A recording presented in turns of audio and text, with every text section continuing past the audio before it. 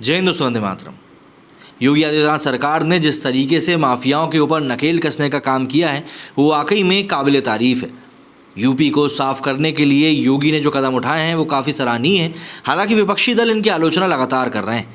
इन सब चीज़ों के बीच में उत्तर प्रदेश के मुख्यमंत्री योगी आदित्यनाथ नगर निकाय चुनाव के मैदान में उतरे। इस दौरान उन्होंने अपराधियों को लेकर बड़ा बयान दिया। दरअसल प्रदेश में माफियाओं पर लगाम लगाने की कोशिश लगातार चल रही है। इस क्रम में यूपी सरकार की ओर से पिछले दिनों 66 मोस्ट वांटेड अपराधियों की लिस्ट भी जारी करी गई। प्रयागराज में उमेश पाल की हत्या के बाद यूपी पुलिस ने लगातार कार्रवाई करी। हत्याकांड में शामिल माफिया डॉन अतीक अहमद का बेटा असद अहमद समेत 4 अपराधियों को एनकाउंटर में ढेर किया जा चुका है। वहीं प्रयागराज में सुनवाई के लिए लाया गया माफिया डॉन अतीक अहमद भाई अशरफ के साथ एक घटना का शिकार बन गया। इन तमाम मुद्दों को सीएम योगी आदित्यनाथ चुनावी मैदान में उठा रहे हैं। उन्होंने कहा है कि यूपी में माफियाओं की गर्मी शांत हो गई, उन पर आंसू बहाने वाला कोई नहीं बचा। सीएम योगी के इस बयान को माफिया अतीक अहमद से जोड़कर देखा जा रहा है। दरअसल अतीक अहमद के जनाजे में शामिल होने उसकी पत्नी शाइस्ता परवीन समेत परिवार का कोई सदस्य नहीं पहुंच पाया था। सीएम योगी ने विधानसभा चुनाव के दौरान दिए गए अपने भाषण की याद भी दिलाई। सीएम योगी आदित्यनाथ ने कहा कि मैं कैराना गया था, वहाँ मैंने एक 6-7 साल की बच्ची से पूछा कि आप सेफ हो? उसने कहा पूरी तरह से सेफ हूँ। मैंने पूछा कि आपको डर लगता है? तो बच्ची ने कहा डर क्यों लगेगा जब बाबा मुख्यमंत्री। ये विश्वास बच्चों में बढ़ा है, इसलिए मैंने कहा कि कैराना में स्थिति बदलनी ही चाहिए। सीएम ने कहा कि मैं यहाँ कहने आया हूँ युवाओं के हाथ में टैबलेट होना चाहिए। इसके लिए सरकार 2 करोड़ युवाओं को टैबलेट देने पर कार्य कर रही है।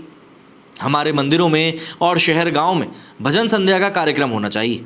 मुख्यमंत्री पर्यटन स्थल योजना के तहत हर तीर्थ स्थल के सौंदर्यीकरण का काम चल ही रहा है। सीएम योगी ने कहा कि व्यापारियों से आज किसी को रंगदारी मांगने की हिम्मत नहीं होती। सौदों के आतंक को काबू कर लिया गया है। आज हम स्वनिधि योजना का लाभ देने का काम कर रहे हैं। प्रदेश में सेफ सिटी की योजना पर भी काम किया जा रहा है। ये हमारी पहचान बन रही है, इसलिए मैं आपके बीच में वोट मांगने आया। सीएम योगी आदित्यनाथ ने कहा कि यूपी में आज नो कर्फ्यू नो दंगा सब चंगा है।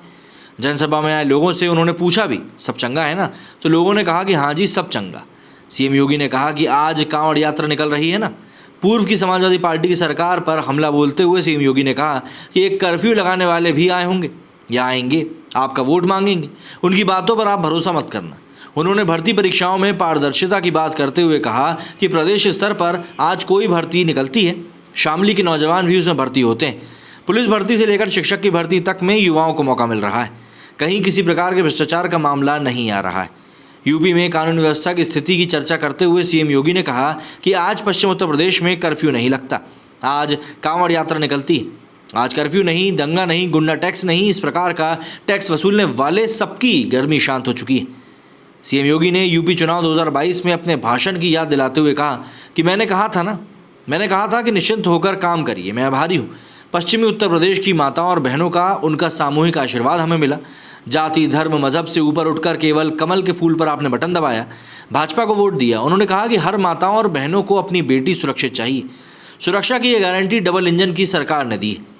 सीएम योगी ने कहा कि उस समय भी मैंने कहा था कि माताओं और बहनों का आशीर्वाद है तो कमल चुनाव चिन्ह और भारतीय जनता पार्टी को सत्ता में आने से कोई नहीं रोक सकता।